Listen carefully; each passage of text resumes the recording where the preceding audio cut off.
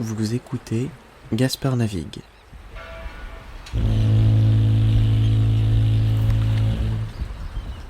Un podcast où je navigue vers un monde plus tolérant.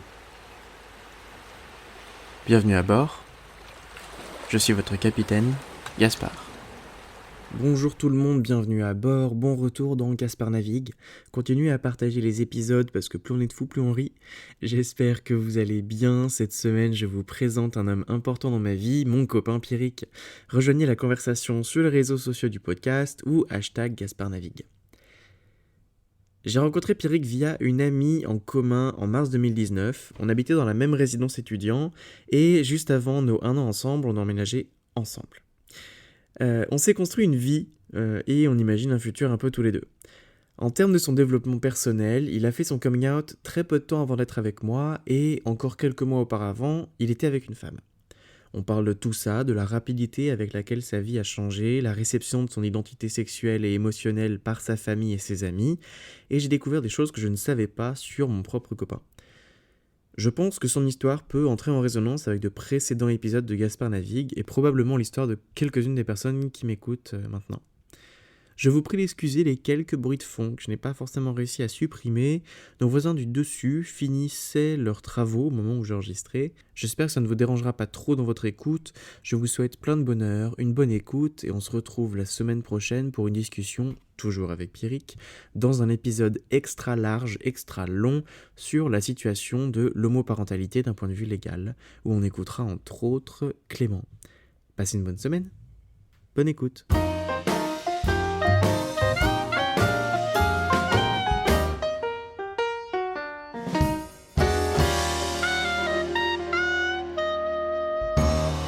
Bonjour tout le monde, je suis avec Pierrick, mon copain.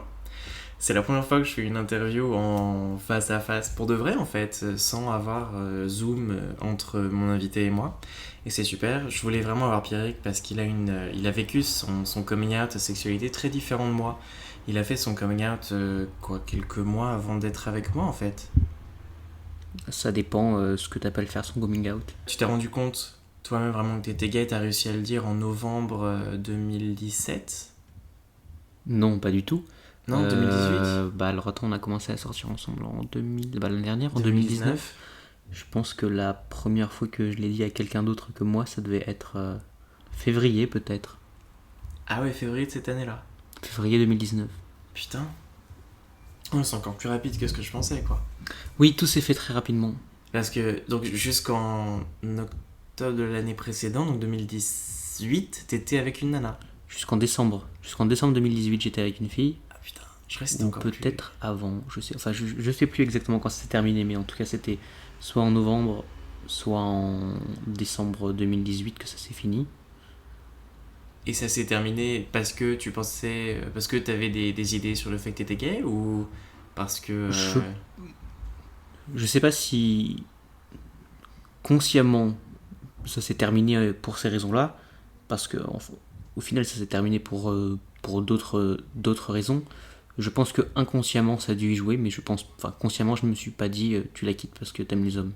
Toi, t'as commencé à avoir la discussion interne de j'aime aussi les garçons, j'aime que les garçons, j'aime peut-être les garçons. À partir de quel moment ? J'ai commencé à avoir la discussion très tôt, je pense aux alentours de 14-15 ans.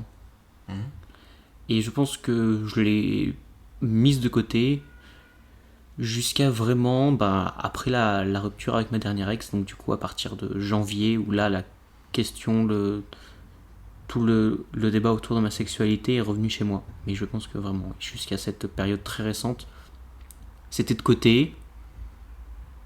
J'en avais conscience sans forcément vouloir en avoir conscience, mais je me posais pas trop la question, on va dire. Que du coup le fait de sortir avec une fille, ça me permettait de ne pas vraiment me poser la question. Et qu'est-ce qui a changé à ce moment-là ?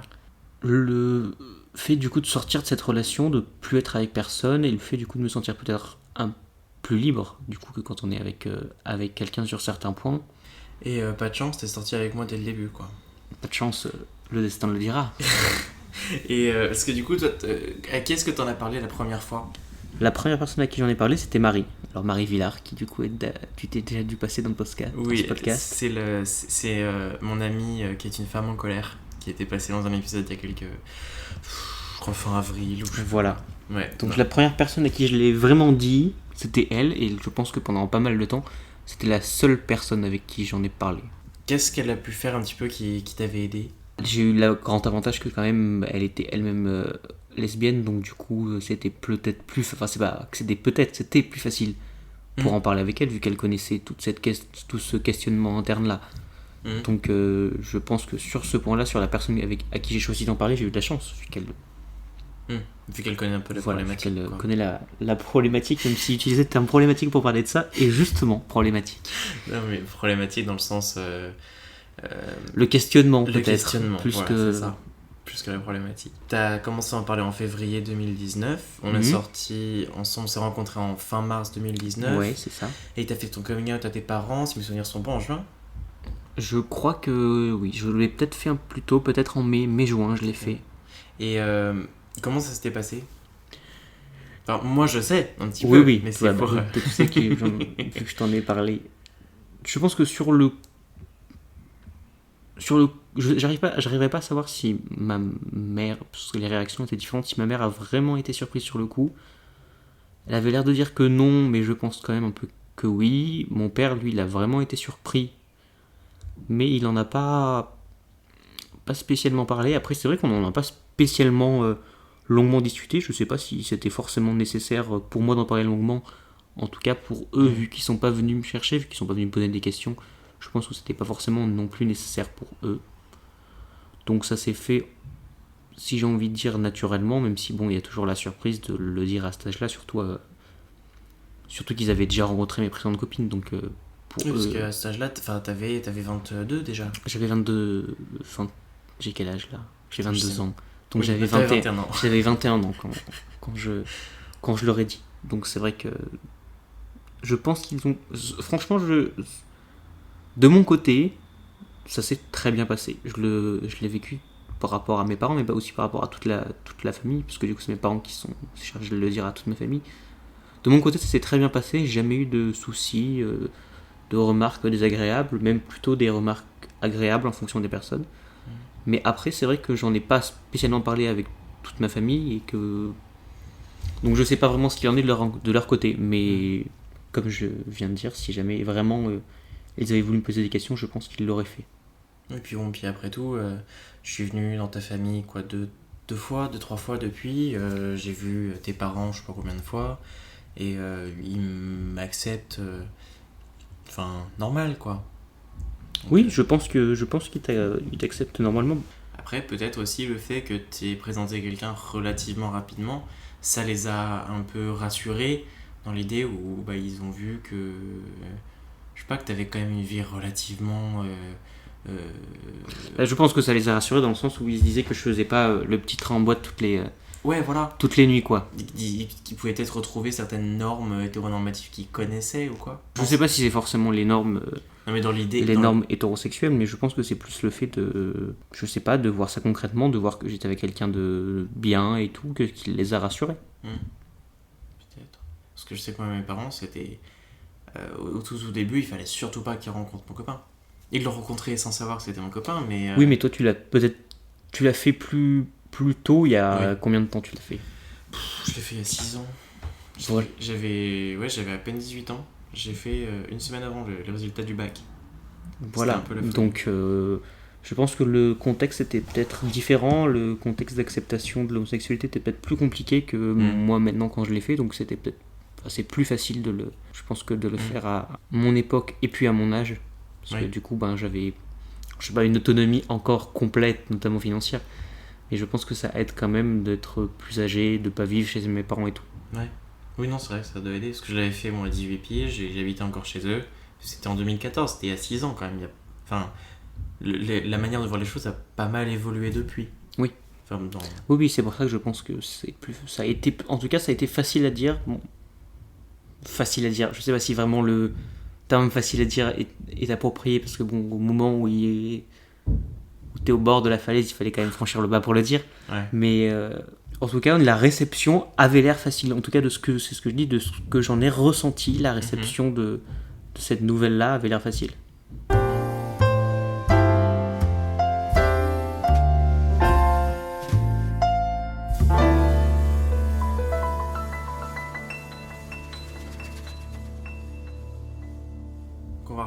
la discussion. Ça te va? T'es détendu?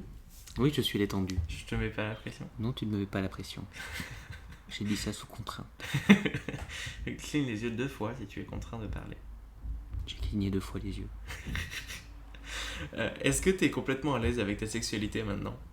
Non, je pense pas que je suis complètement à l'aise avec ma sexualité et je sais pas si je pourrais l'être un jour totalement. Comment ça se fait? Je sais pas si... Enfin, plutôt, non, la question est pas top. Enfin, ce que je voulais dire, c'est plutôt comment est-ce que ça s'exprime le fait que tu sois pas à l'aise avec ta sexualité? Je pense que c'est par rapport essentiellement au regard des autres, mais les autres, des gens, des inconnus dans la rue. Je pense que c'est au niveau de ça que je serais pas forcément à l'aise de s'embrasser en public ou de se tenir la main pour le moment. Alors après, c'est peut-être personnel, peut-être que je suis encore trop timide ou tout ça. Il y a aussi des gens qui aiment juste pas se faire des bisous dans la rue. Oui, en partie, mais je pense aussi que ça aide pas ce fait-là. Et quand on voit toutes les histoires sur toutes les agressions et tout, je pense pas que ce soit quelque chose de très rassurant qui te donne forcément envie en étant gay, de vivre pleinement sa sexualité aux yeux du public. Après, au niveau de moi, comment je la vis avec moi-même ou avec toi ou avec ma famille, j'ai pas de problème particulier vis-à-vis de vivre ma sexualité. Je pense que vraiment le problème au niveau de vivre ma sexualité, c'est par rapport aux gens que je connais pas. T'as fait ton coming out finalement il y a un peu plus d'1 an. Absolument. C'est ça, Jean-Pierre? C'est ça. Et est-ce que, avec le recul que t'as maintenant, est-ce qu'il y a des choses que t'aurais aimé faire différemment? Est-ce que t'aurais aimé en parler plus tôt? Est-ce que t'aurais aimé... je sais pas, parce que finalement t'as fait ton coming out et très peu de temps après tu t'es mis avec moi. Est-ce que t'aurais aimé avoir une période de plus de découverte sexuelle ou d'autres personnes? C'est la grande question que tu me poses inlassablement. Non, mais alors c'est vrai que c'est quelque chose qui me tient un peu en souci parfois, mais d'un autre côté, enfin, on en a déjà discuté de ça. Oui. Mais je pense pas que je suis friand de la découverte sexuelle pour la découverte sexuelle.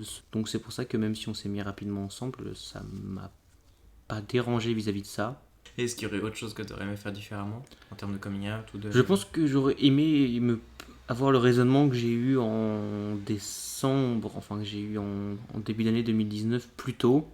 Peut-être le dire plus tôt, alors je sais pas si je en aurais été capable, mais en tout cas moi le vivre plus tôt peut-être. Parce que du coup j'ai eu un peu l'impression d'avoir des années où je me suis menti à moi-même, où j'ai menti aux autres. Ce qui n'est pas forcément très agréable. Non. Donc c'est vrai que si j'avais à le refaire, je dirais que je le ferais plus tôt. Après c'est toujours le problème de dire que je pense que j'aurais aimé le faire plus tôt, mais bon, je sais pas si j'en aurais été forcément capable. Je pense que c'est assez important de le dire, parce que c'est un sujet, dont j'en parle un petit peu dans d'autres épisodes, c'est l'idée du coming out, c'est bien de le faire, c'est bien un moment de sauter le pas. On se sentira jamais vraiment prêt au moment de le faire, mais c'est quelque chose, il faut être dans la capacité mentale de le faire, parce que c'est quelque chose qui est particulièrement dur, ok, un peu pour les autres, mais aussi vachement dur pour soi, parce que c'est, pour beaucoup, c'est l'ultime bout d'un processus de réflexion qui peut prendre parfois des années. Et arriver à le dire à voix haute, ça prend énormément parfois d'énergie, un peu mentale, un peu physique. Et maintenant, faut être prêt. Ça c'est sûr. Faut être prêt pour le faire. Ouais.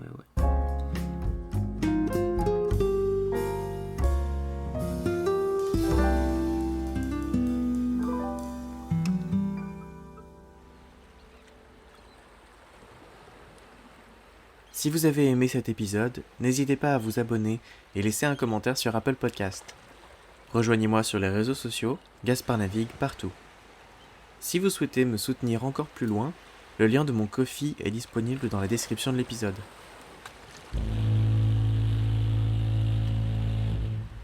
À la semaine prochaine!